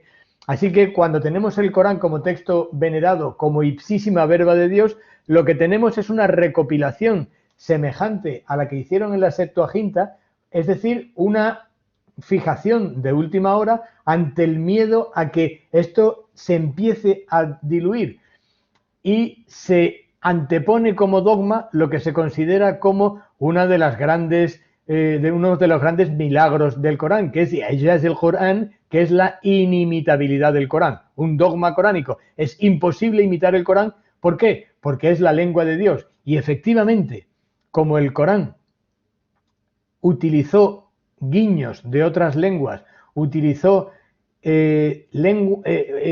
invenciones estándar de una lengua simplificada, que en realidad era la suma de todos los dialectos árabes de la época, pero no era ninguno en concreto, cualquier árabe que leyera el Corán reconocería como propio ese texto, pero no sabría adscribirlo a ningún sitio o especialidad o diversidad dialéctica concreta. Por lo tanto, tiene que tener un origen divino y ese origen divino es el dogma en el que se basa todo esto. Un dogma que, por cierto, fue puesto en entredicho por los dos grandes de las letras árabes, Al-Mutanabbi, cuyo nombre significa el que se las da de profeta, que decía que él es capaz de escribir versos mejores que los del Corán, o Al-Ma'arri, que introdujo un matiz muy interesante al decir que, por supuesto, él era capaz de escribir mejor que el Corán, pero la gente no estuvo de acuerdo. ¿Por qué? Pues porque el tiempo y la decantación es el que constituyen la autoridad. Si yo hoy por hoy dijera que quiero un Quijote nuevo para niños y lo empiezo diciendo en un sitio de Ciudad Real que se me ha olvidado, nació, la gente dirá, ¿qué pasa aquí? O sea, si tú quieres que esto sea el Quijote, tiene que ser en un lugar de la Mancha de cuyo nombre no quiero acordarme. ¿Por qué? Porque ese es el mantra que me ha ido llegando de la autoridad literaria. Y el Corán, decía Al-Ma'arri, tiene una excepcionalidad literaria por el mero hecho de haber sido repetido en las mezquitas durante 200 años. Decía él claramente Al-Ma'arri, coged cualquiera de mis textos, repetidlo todos los días 5 veces y preguntar dentro de 500 años si son o no mejores que el Corán. Ese es un poco su juego para llevar la contraria a la inimitabilidad del Corán. Bien, yo voy a terminar aquí. Solamente me queda una última diapositiva y ahí es en la que quiero traer a colación una última matización. En el momento en que desde la veneración por el texto que se produjo en Alejandría se va decantando lentamente hasta el texto venerado y de obligación de veneración porque es la ipsísima verba de Dios, porque es inimitable, a partir de ese momento se produce una, por decirlo irrespetuosamente, soberbia cultural que convierte en fútil cualquier otro invento literario. Por ejemplo, el invento de la imprenta, cuando desde Occidente se pretenda, desde Europa, se pretenda hacer el gran salto cualitativo de la distribución de conocimiento, ¿cuál es el invento de la imprenta? En Granada, en 1492, se hizo una primera imprentilla para hacer catecismos cristianos en árabe y convertir a los musulmanes. Por lo tanto, ahí podíamos haber tirado nosotros de fusión de tradiciones culturales y haber hecho una aportación magnífica al mundo del Islam.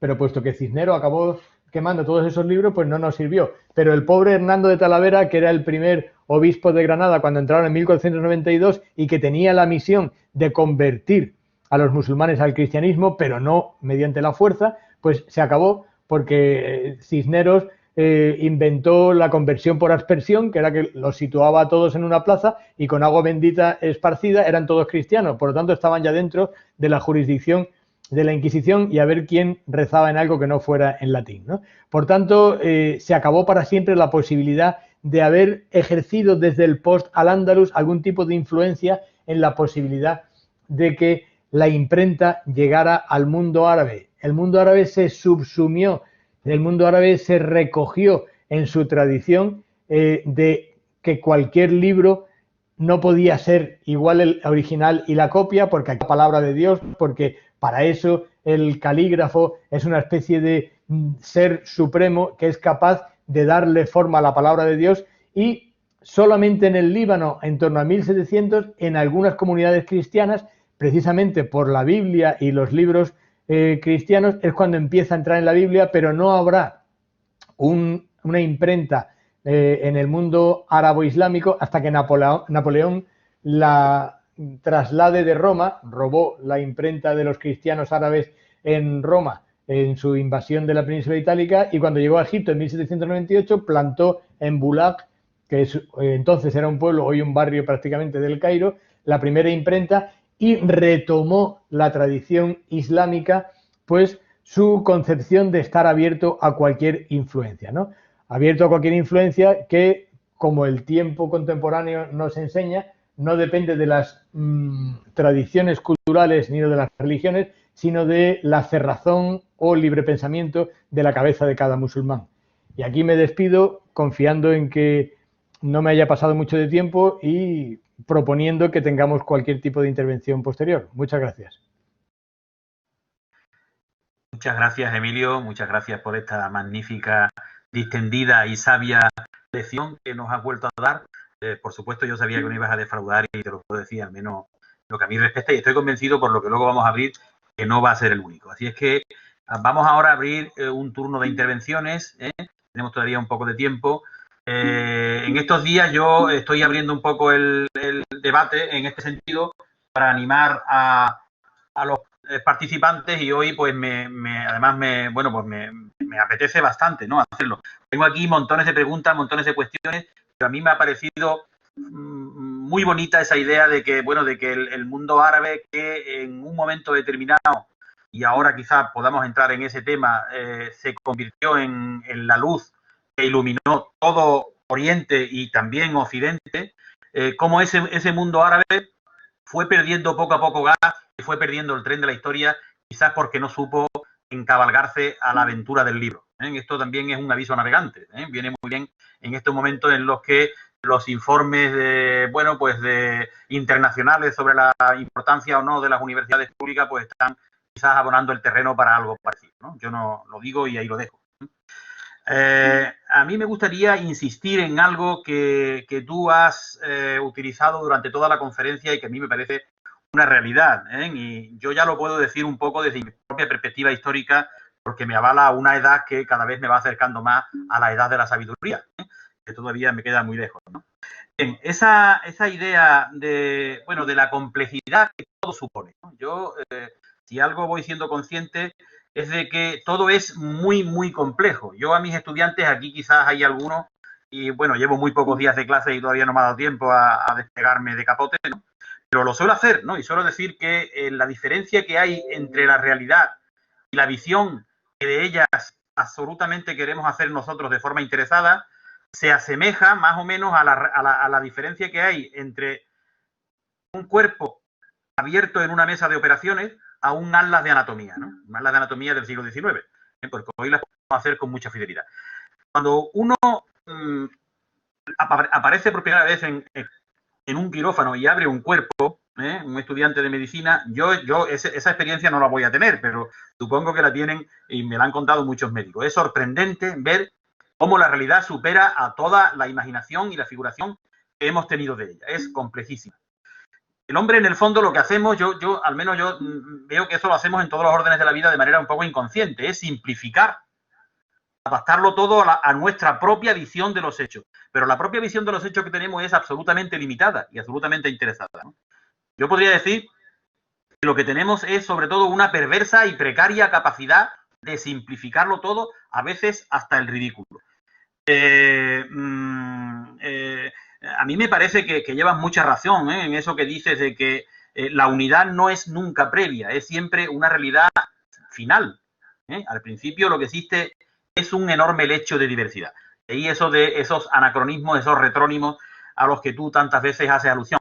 Yo, por ejemplo, me acuerdo ahora de cuando yo tenía 12 años, que viví la muerte de la dictadura y el paso a la democracia, y después todo esto, varias décadas después, me ha tocado vivirlo como padre de hijos que lo han estudiado y que ya no se acuerdan de absolutamente nada, ni siquiera se creen que eso fue real, ¿no? Pero lo sorprendente es que yo no me identifico ya en muchas de las narraciones que en los libros de escuela se hace de aquella época. Yo recuerdo, bueno, esto no lo he vivido yo de esta manera, ¿no? Entonces, en tan poco tiempo, que han pasado 3 décadas, 4 décadas como mucho, ya ha habido una simplificación a veces esclerotizada de la historia. Imagínate, o imaginaos, si eso lo trasladamos a 3.000 años o 4.000 años, como tú has hablado aquí, Isis, de Horus y todas estas cosas, ¿no?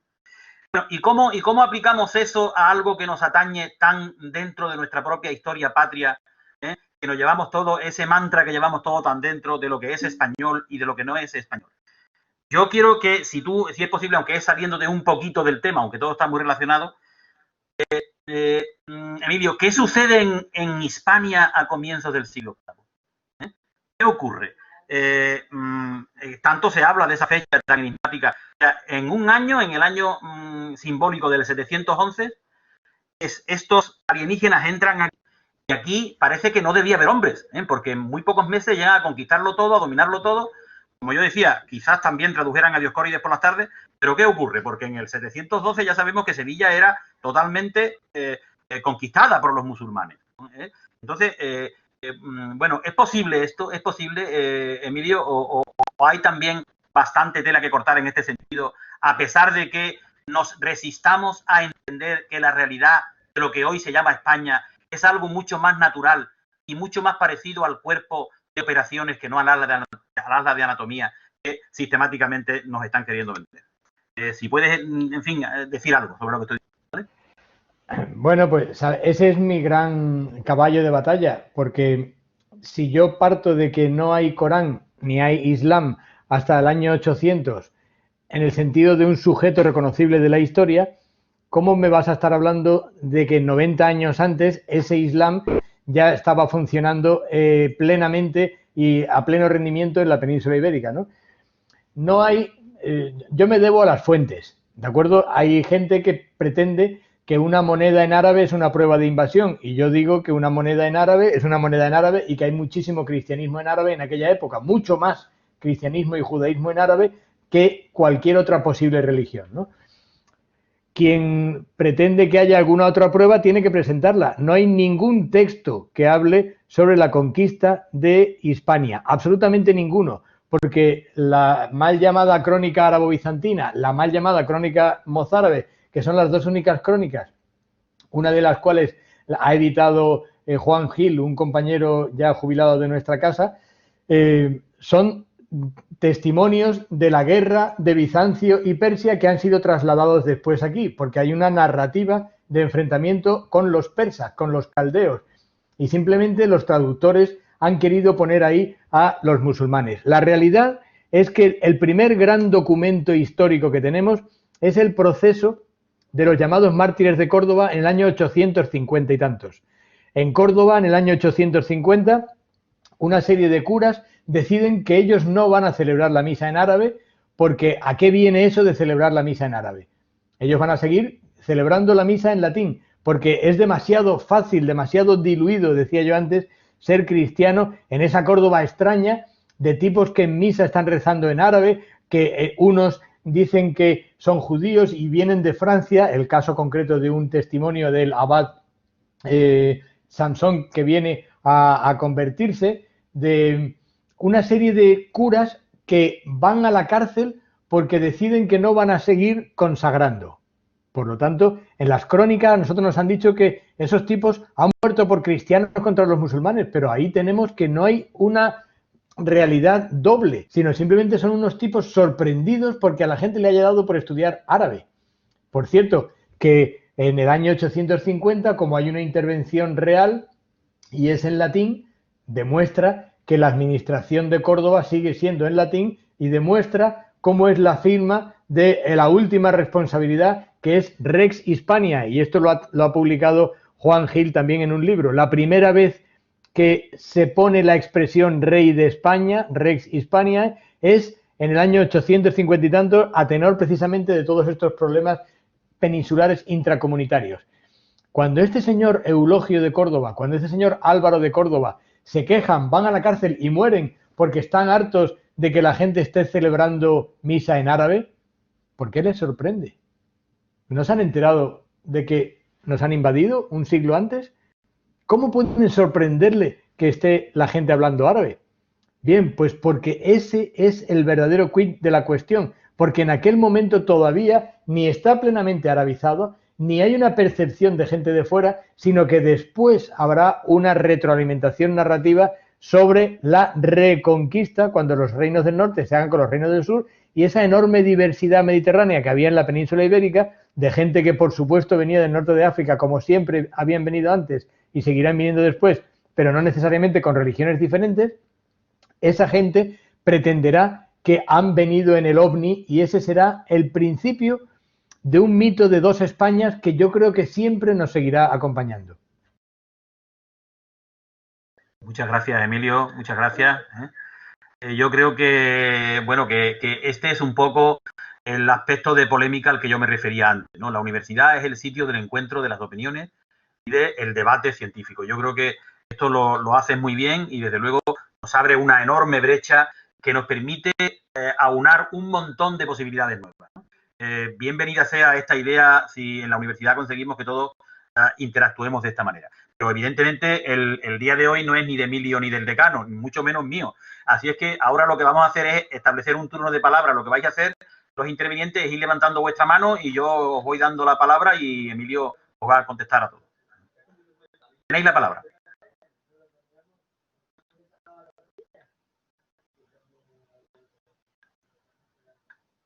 A ver. No tengáis miedo, ¿eh? Emilio es la tercera vez que viene ya a una charla aquí a la universidad, vamos a la facultad. Elena Fernández Naranjo. Elena, tienes la palabra. Otra vez el micro. Ah, vale, ya funciona, perdón. Hola, bueno, ¿se me escucha? Sí, sí, se te oye, se te oye. Es imposible corregir la diferencia entre escuchar, pero vamos, se te oye. Bueno, sí que quería, bueno, agradecer ante todo por esta conferencia que me ha abierto muchísimo los ojos y me ha encantado y ya le digo que yo estaría escuchándolo horas y horas. Y no quiero parecer un poco tonta con mi pregunta, pero bueno, mejor la formulo en vez de quedarme con la duda y que ese es mi remordimiento durante mucho tiempo. Según lo que he podido entender de la conferencia de hoy, usted estaría planteando que habría un modelo griego en la conformación bueno, de la Biblia y el Corán. Y mi pregunta era, ¿cómo de el modelo griego, que es bien politeísta, se pasa a diversas bueno, religiones que son monoteístas? Sí, hola Elena. Pues simplemente porque no es de la noche a la mañana.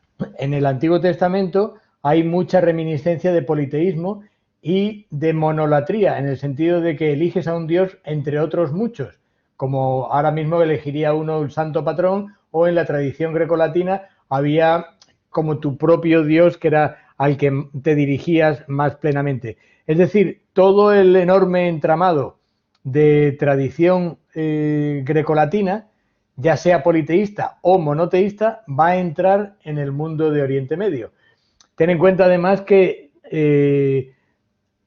el mundo helénico del siglo I antes y después de Cristo, es decir, la bisagra con lo que nosotros hemos establecido convencionalmente con el año 1, ese mundo helénico en Oriente Medio, muy especialmente en Egipto, es griego, pero no es necesariamente politeísta. El mundo neoplatónico es un mundo que está avanzando a pasos agigantados hacia un monoteísmo filosófico, hacia una interpretación minimalista del sentido del mundo. Por lo tanto, de ahí es donde va a venir plenamente la idea de un Dios único a las otras religiones, sobre todo a los otros idiomas y a la constitución de nuevas religiones. Vale, vale, muchísimas gracias, me ha quedado muy claro.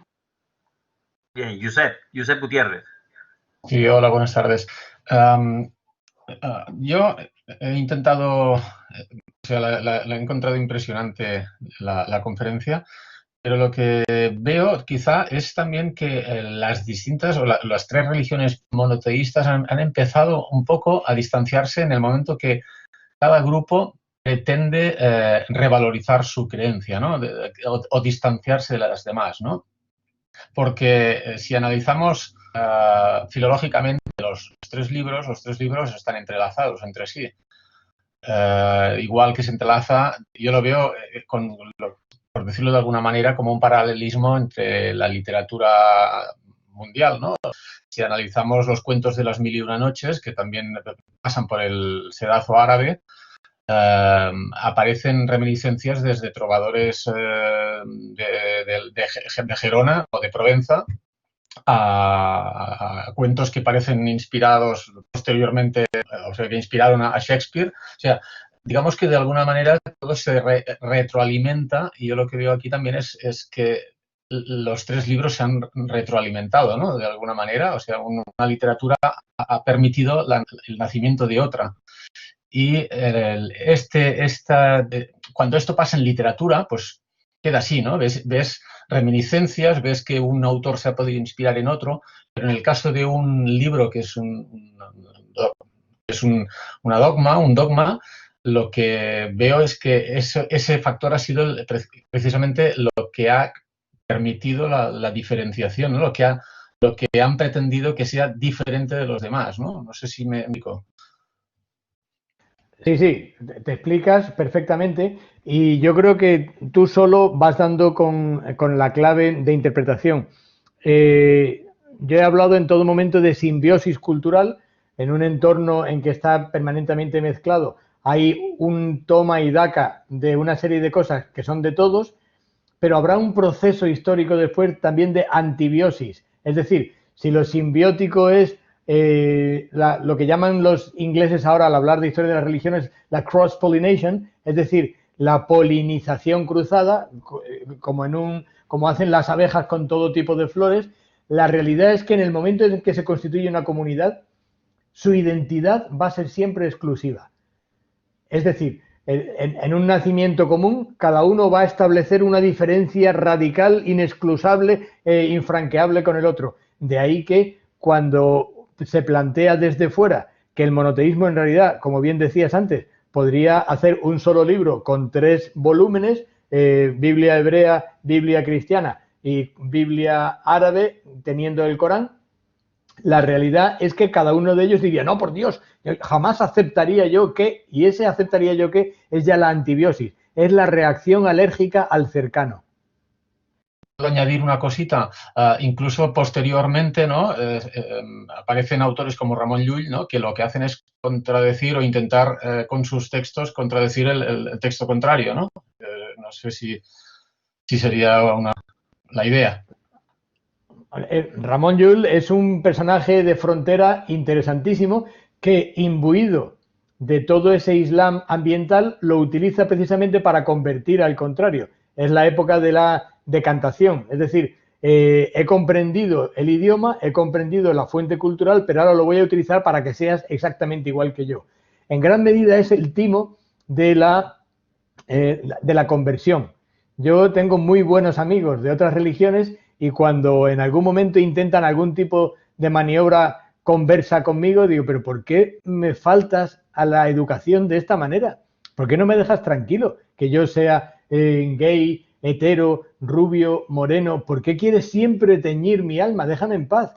La obsesión a lo largo de la historia, porque es que yo tengo la verdad y tú eres tonto, es el verdadero problema de la convivencia en este mundo. Si cada uno dejara al otro con su verdad de bolsillo, con su Dios pequeñito de bolsillo, Dios no tendría que ser tan grande, ¿no? Bueno, como medida de procedimiento, bueno, ha pedido la palabra María Idalia y hay también una pregunta por el chat que yo te voy a leer ahora, pero quizás a colación de lo que ha dicho Josep, me parece que ha sido, no sé si sería el momento de que tú, porque es cierto que se han ido separando los 3 credos y que comparten, no diría yo que mucho, que lo comparten prácticamente todo. Desde luego, claramente los orígenes, los libros. Pero incluso a día de hoy hay muchísima más similitud de la que aparentemente podamos pensar. No sé si sería el momento, Emilio, de repetir aquella anécdota que contaste una vez de lo que te pasó en Malta, ¿no? En Malta con aquel taxista, ¿no? Que se sorprendió cuando tú hablabas. No sé si, o aquella similitud que hay entre bienvenido en el nombre del Señor o el nombre del profeta, ese tipo de cuestiones que son tan sorprendentes. Muy brevemente, las anécdotas hay miles, porque cuando estás mucho tiempo en el mundo árabe-islámico, pues percibes cómo hay una continuidad. A mí Malta es un país de la Comunidad Europea, de la Unión Europea, en el que se habla maltés y luego se habla inglés también como lengua, digamos, de trabajo, pero el taxista, el vendedor, habla maltés y el maltés es árabe. Y cuando yo hablo con ellos en árabe me entienden perfectamente y siempre me preguntan, ¿y tú por qué hablas maltés? Y digo, no, porque hablo árabe. Y dice, no, pero lo nuestro no es árabe. Y digo, entonces, ¿por qué me estás entendiendo? O sea, hay una reacción alérgica porque el maltés, que es árabe, cristiano, no quiere tener nada que ver con el musulmán. Pero también me ha pasado a la contra. En Mashhad, una ciudad iraní muy cerca de Turkmenistán, en una celebración religiosa en la que yo no sabía que no podía estar por no ser musulmán, pero bueno, como entré y leí un texto en árabe y funcionó, pues entré, tampoco iba yo a decir, oiga, perdone, que yo no tendría que estar aquí, prefería a las 2 de la mañana en una romería en la ciudad de Masha, en la frontera con Turkmenistán, pues yo prefiero pasar desapercibido. Y en aquel momento dije, ¿y qué pasa? ¿Qué estamos haciendo aquí a las 2 de la mañana? Y me dice uno, no, es que ahora es cuando sacan los restos de el imán Reza. Y el imán Reza era todo el mundo del pueblo alrededor de una reja de plata enorme y de pronto empiezan a subir la reja y empiezan a saltar y los del otro pueblo a quitarlo porque todos ellos quieren llevar los restos del imán Reza por todo el pueblo. Y digo, pues yo he venido aquí a los confines del mundo, como diría mi abuela, para el rocío si lo tenía allí al lado. Es decir, que hay comunicaciones culturales a todos los niveles y sin embargo queremos marcar exactamente la diferencia. Muy bien, ahora tiene la palabra María Idalia. No sé si María o Hay Emma Carmona en el chat, una pregunta que es que tiene que ver con esto de los libros y de la similitud. Dice, buenas tardes, he entendido que los primeros textos o escritos de la Biblia son en griego. ¿Quiere decir que no existe referencia a algún vestigio en arameo o otra escritura antigua? Sí, hay restos en arameo y en escrituras antiguas, pero son textos parciales que solo llamamos fragmentos porque después serían incluidos en la versión posterior. En el yacimiento de Qumran, por ejemplo, aparecen libritos que después serían incorporados a la Torá, pero evidentemente hasta la Septuaginta en griego no existió ningún canon hebraico. María Idalia. Hola, buenas tardes. Siempre que se habla de la idea de la reconquista, estoy en México, pienso en la quema de los libros como marcar la identidad, ¿no? Una identidad que se sobrepone sobre otra. Y quisiera ver si me podría explicar un poco más esta idea de la reconquista y la quema de los libros, porque ese mismo fenómeno se reprodujo en México en el siglo XVI.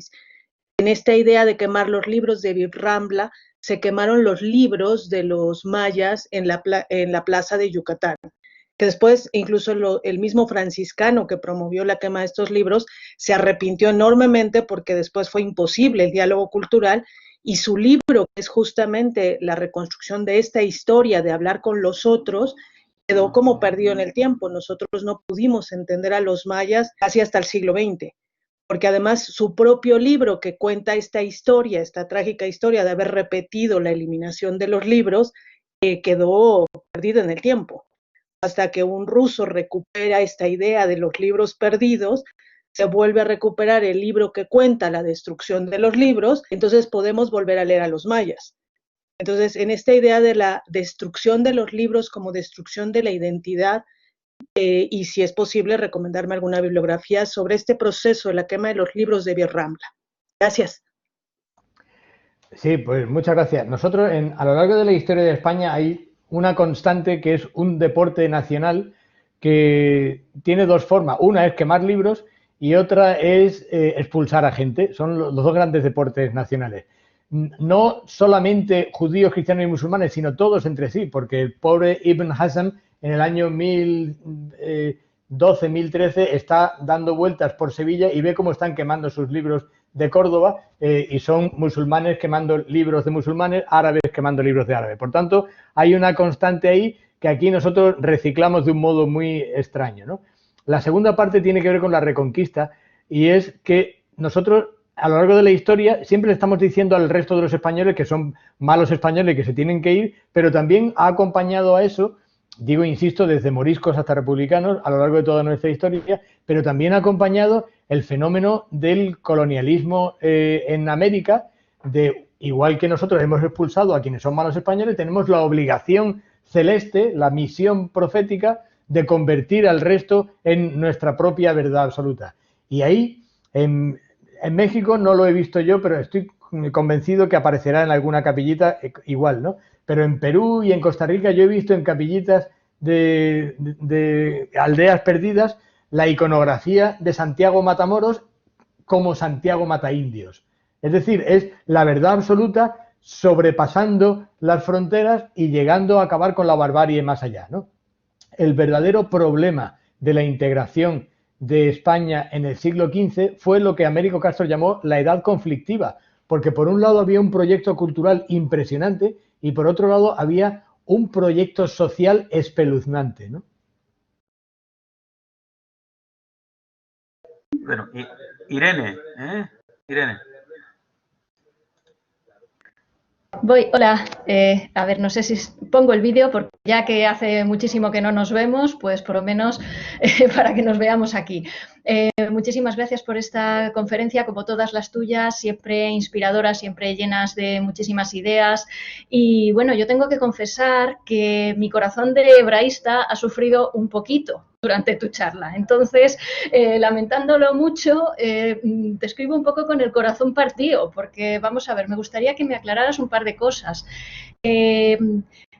¿cómo entiendes todas estas tradiciones del texto bíblico que rastreamos hasta tan lejos como el año 1000 antes de Cristo? Todos estos documentos, todas estas tradiciones, que se distinguían por, entre otras cosas, por si elegían entre llamar a Dios Yahvé o llamar a Dios Elohim.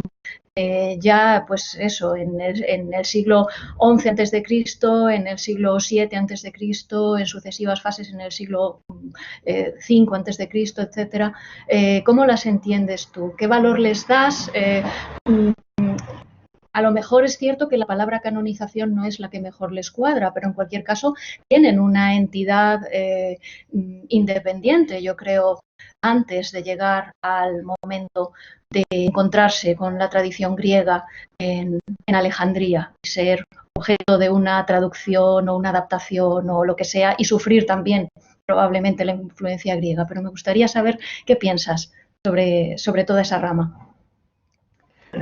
Claro, el problema este es el que yo citaba de la identificación colectiva, ¿no? Yo decía de broma hace poco, cuando una señora amiga mía que se había convertido al judaísmo, me explicaba ella que ella, cordobesa, había hecho un viaje a Tierra Santa y al ver Jerusalén, al ver el Monte de los Olivos, al ver la explanada, ella había sentido que tenía tal afinidad con aquel mundo cultural que ella sabía que en su sangre ella se sentía judía. Y lo que yo le decía es que menos mal que no hizo un viaje a la Antártida, porque habría sido que sentía en sus venas la sangre pingüina, porque nosotros tenemos un genuino problema de identificación colectiva enfocándolo hacia un pasado. El judaísmo ni proviene de la diáspora, ni proviene del Segundo Templo, ni muchísimo menos proviene del año 1000 ni del año 600 a.C., cuando Nabucodonosor arrasa Cananea y Galilea y se lleva a unos cuantos a lo que Julio Treboy, el gran hebreísta, ha llamado el exilio en Nueva York, porque Babilonia era Nueva York. Allí se les dice, ¿y vosotros quiénes sois? Los de Judá. Y los de Judá son unos tipos que hablan un idioma determinado absolutamente indistinguible de lo que hablan los fenicios en la costa libanesa en aquel momento y que han estado exportando por todo el Mediterráneo. Digo absolutamente indistinguible porque hay muchas grafías de ese posible idioma. Y el decir año 1000 porque aparezca un nombre es como en ese mismo momento ya hay textos en siríaco y ya hay textos en arameo. ¿Cómo identificar esa grafía con una religión? Es imposible. Nosotros hemos descubierto, islamólogos, compañeros míos, Invert, por ejemplo, ha descubierto inscripciones de un dios llamado Rahman en el desierto de Arabia, Dios Rahman. Y ha sido un boom en aquel país porque Rahman es uno de los atributos de Dios en el Corán, pero no un Dios diferente. Y bueno, pero ¿cómo sabes tú que en aquel momento eso es un Dios, es un atributo? Hasta el momento en que se canonice un libro, es imposible hablar de una identidad religiosa. El pueblo de Judá no es el judaísmo. Vale, muchas gracias. Nada, encantado. ¿Tienes más preguntas? O sea, hablando de este tipo de simbiosis, Emilio, no sé yo si sería oportuno o viene a cuento, creo que sí, explicar esa simbiosis que hay en la numismática, por ejemplo, con el nombre del profeta y una cruz, ¿no? Eso es un problema real historiológico que está llamando a la interpretación, pero quema porque toda interpretación de algo atípico, pues quema, ¿no? Sobre todo porque a mí me trae a colación cuando, por ejemplo, los negacionistas del evolucionismo dicen, de Darwin, decían en Inglaterra, pero ¿no has visto que en el museo está claramente el Australopithecus, el mono y el hombre? Y ya, pero en los sótanos del museo hay un montón de cajas con seres inclasificables intermedios que, como no le hemos sabido poner la etiqueta, no hemos conseguido decir de qué época son. Bien, pues lo mismo ocurre con todo esto. Hay una moneda que se vendió en una subasta en Suiza en 2012 y ha desaparecido después de su venta, en la que aparece la palabra de Mahoma, Muhammad, y aparece un montón de cruces. Porque en el cristianismo árabe de Oriente Medio, Muhammad significa alabado. Y Muhammad Rasulullah, que hoy el Islam traduce como Mahoma es el enviado de Dios, en algún momento previo había significado simplemente bendito el que viene en nombre del Señor, porque Muhammad es un participio pasivo de bendecir, bendito el que viene en nombre del Señor. Dicho de otra manera, cuando a mí me presentan como prueba de conquista una moneda en la que aparece en un texto en árabe esa locución, digo, bueno, sí, una moneda cristiana en árabe. ¿Cómo cristiana? Pues no pone Muhammad. Y digo, tío, el problema que tenemos nosotros en las hiperespecialidades del medievalismo, por ejemplo, es que no han estudiado ninguna otra cosa alrededor, como por ejemplo teología comparada, ¿no? Más cosas. Bueno, yo creo que esto es bastante novedoso en buena parte y seguro que el público está un poco reubicándose, Emilio, ante estas cosas, ¿eh? A mí es que ya me cogen de segunda o de tercera, y usted ya me ha repuesto, ¿eh? Pero bueno, todavía tenemos un poquito de tiempo, en serio lo digo. Si tenéis alguna pregunta, algo que no hayáis entendido o alguna curiosidad que se os ocurra, por favor, es el momento. Bueno, antes salió el tema de la Reconquista. Emilio, tú dijiste antes que es un retrónimo, es como hablar de la Primera Guerra Mundial, ¿no? O de la Edad Media, ¿no? Yo siempre a mis alumnos les explicaba, bueno, hay una Edad Media porque alguien ha decidido que hay una edad entera, en algún momento. Bueno, pues algo así ha debido suceder con el término de la Reconquista, ¿no? Si quiere decir, mientras Pepa arregla su problema, alguna cuestión de esta, pues te lo agradeceremos. La palabra reconquista evidentemente no se emplea hasta muchísimo después. Yo creo que tiene una lógica de reacción, por ejemplo, a un tiempo muy conflictivo en la época andalusí, cual es en torno al año 1000. En torno al año 1000, Almanzor, desde Córdoba, hace una serie de aceifas, de campañas de conquista por todos los reinos del norte y golpea de tal manera cada uno de esos reinos que les genera la idea de tenemos que unirnos para acabar con esto. Y a mí me da la impresión de que la genuina identificación con reconquista se refiere a conquistar de nuevo las tierras que nos quitó Almanzor y a partir de ahí se arma ideológicamente con todo aquel bagaje previo de que si el mito de Pelayo y tal y cual. Pero la genuina reconquista es esa. Y la genuina invasión también existió, porque los reyes de Taifas, reyes árabes andalusíes, fueron invadidos por dinastías norteafricanas, almohades, almorávides, benimeriníes, y esas dinastías invadieron la península ibérica. Por lo tanto, invasión, conquista y reconquista son retrónimos, pero en algún momento de la historia sí tienen razón. Bien, Pepa, ¿ya puedes hablar? Lo siento, tengo problemas técnicos con el audio. Emilio, encantada. ¿Podrías explicarme, a ver un momento? Vamos a ver el chat. ¿Podrías explicarme de nuevo por qué consideras que, y ahí se ha quedado la incógnita? Pepa, si nos oyes, termina, ¿por qué consideras que? El Corán empieza en el año 800. Bien, por una razón muy sencilla, porque no tenemos ningún Corán completo previo al año 800, porque no tenemos ninguna prueba real de literatura árabe completa, de conquista, de traducciones, etcétera, antes del año 800. Dicho de otra manera, la lengua árabe culta se empieza a poner por escrito en el año 800. Y todo lo que hay previamente es como lo que decía antes Irene, son textos de aquí y de allá que cualquiera sabe si se corresponden con una comunidad o con otra, pero llamarlos fragmentos es un error porque no ha habido una unidad previa.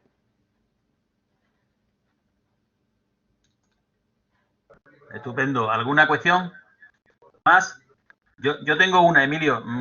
Quiero por fin estrenarme hoy.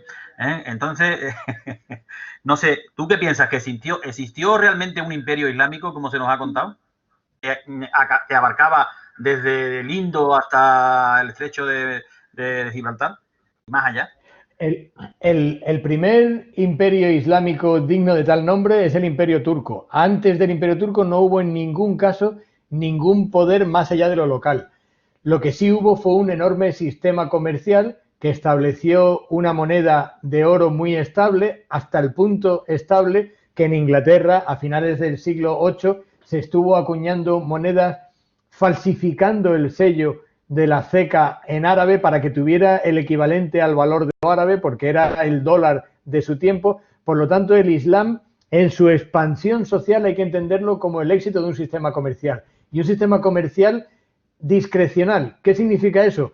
Que no hay una sola capital, sino que hay determinados señores que controlan partes de ese sistema comercial. De tal manera que si hay una guerra en algún momento, pues se puede sustituir por otro y sigue fluyendo. El comercio es la base del sistema cultural del Islam, pero en ningún caso hay un solo Estado, un solo derecho, un solo sistema jurídico, un solo califa hasta el Imperio turco. Emma Carmona. Dice Emma, ¿se puede afirmar entonces que el término judío... Un momento, lo voy a ver yo. ¿Se puede afirmar entonces que el término judío no se vincula con la religión? ¿Es más de organización política o geográfica? No, judío es claramente de religión. En el momento en que hasta el segundo templo se habla de comunidades de Cananea y de Galilea que hablan en hebreo y que, o algunas de ellas están hablando en arameo, esas comunidades son el pueblo de Judá, que en la Biblia incluso se distingue muy bien. El pueblo de Judá es una consideración étnica que luego el judaísmo quiere heredar, pero no tiene ningún sentido, porque ni existió la diáspora, ni en ningún caso el judaísmo por todo el mundo fue por sanguinidad, sino por conversión. Pero el mito del judaísmo es provenir de las 12 tribus. El mito del judaísmo es heredar el pueblo de Judá, pero evidentemente el bitajón, el soldado israelí de 2 metros rubio con ojos azules, no parece provenir de los hijos de la revuelta de Bar Kokhba o de Masada, ¿no?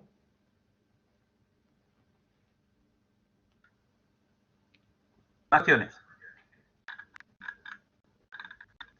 A mí se me ocurre poner un tema también candente sobre la mesa, Emilio, que en esta España de hoy, ¿no?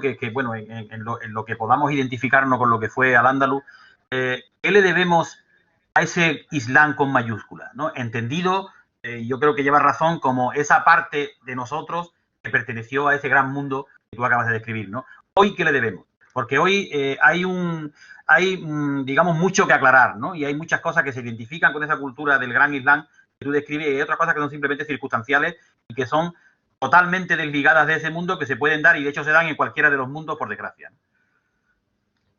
Nosotros al Islam le debemos la llegada de todo el mundo de la ruta de la seda, de todo el mundo grecolatino en su versión de la Hélade Próximo Oriental, en toda la renovación de todos los saberes grecolatinos que en árabe se codificaron, se aumentaron, llegaron a la península ibérica y a Sicilia y a las puertas prácticamente de Constantinopla, y a partir de ahí, en mi opinión, se provocó una posibilidad de primer renacimiento europeo, ¿no? A mí me da la sensación de que nosotros estamos queriendo hacer la historia de la Edad Media saltándonos la Edad Media culta de su época. Juan Bernet, un colega mío experto en historia de la ciencia árabe, que tiene un libro magnífico, que es un tocho de incorporaciones árabes a la ciencia europea, él decía que la Edad Media no es que sea oscura, es que está escrita en árabe y no la entendemos. Ese es el gran legado del Islam con mayúscula, que es la cultura del Islam, ¿no? Pues todavía queda tiempo, son las 7 menos 5, tenemos unos minutos todavía para alguna cuestión que queráis añadir. Yo creo que... Yo, si hay alguna pregunta rápida, quiero deciros que a las 7 tengo que bajar a poner el parquímetro, así que si puede ser, nos despedimos a las 7, pero vamos, estoy a vuestra disposición. Bueno, pues para evitar que la grúa del ayuntamiento tenga horas extras, ¿no? Yo creo que podemos despedir a Emilio. Yo quiero en nombre de la facultad, Emilio, agradecerte una vez más pues tu generosidad, esta forma tan elegante que tú tienes siempre de atender nuestra llamada y de ayudarnos, ¿no? Ayudarnos a combatir nuestra ignorancia. Este tiempo que vivimos es el tiempo que exige abandonar la ignorancia. En el fondo, los momentos como este, que son los momentos de crisis, estos momentos donde todo parece que se tambalea, nos exige a una cosa como mínimo, que es aprender. Y se aprende siempre en conjunto, ¿eh? Aquello que decía Aristóteles del hombre es un animal político, no, ni era animal ni era político, afortunadamente, ¿no? Era un ser que vivía en comunidad. Entonces, esta comunidad la tenemos que construir entre todos y, desde luego, se construye mucho más arrojando luz, ¿eh? Esa luz que nos puede permitir entender en su justo término esto que tú has dicho, la gran aportación que hizo este gran Islam a nuestros predecesores españoles de una época en que, bueno, pues a veces lo hemos tenido más arrinconado de la cuenta, ¿no? Y me parece que charlas como la de hoy y cada vez que tú intervienes, pues contribuyen a poner en alza ese valor que tanto necesitamos. Y es que ahora lo que vamos a hacer es darte un aplauso virtual, que como no tenemos otra forma de hacerlo, es levantando todos la manita, los que quieran, claro. Yo lo voy a hacer. Nada, muchas gracias, decano, y muchas gracias a todos los participantes, porque las realidades complejas exigen explicaciones complejas, e intercambios como este son los que hacen mover el cerebro. Yo os agradezco que me mantengáis en el gimnasio permanente. Muchísimas gracias. Gracias. Un abrazo, Emilio. Hasta luego. Encantado.